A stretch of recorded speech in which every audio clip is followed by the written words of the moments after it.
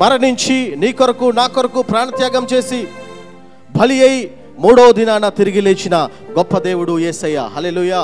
ఆయన ఆరోహణము వెళ్తూ తండ్రి యొద్దకు వెలుచు వేరొక ఆదరణకర్తను మనకు ఏం చేశాడు? బహుమతిగా ఇచ్చి ఉన్నాడు. వేరొక ఆదరణకర్తను మన కొరకు పంపించి ఉన్నాడు. ఎవరైనా? పరిశుద్ధాత్మ దేవుడు. హల్లెలూయా.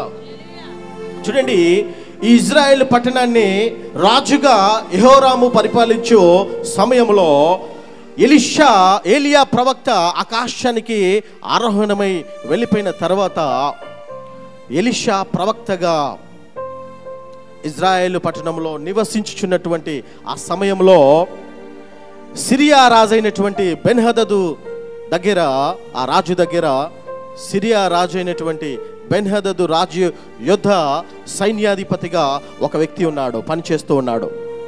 ఒక వ్యక్తి పనిచేస్తూ ఉన్నాడు. ఆ వ్యక్తి ఎవరంటే నయమాను.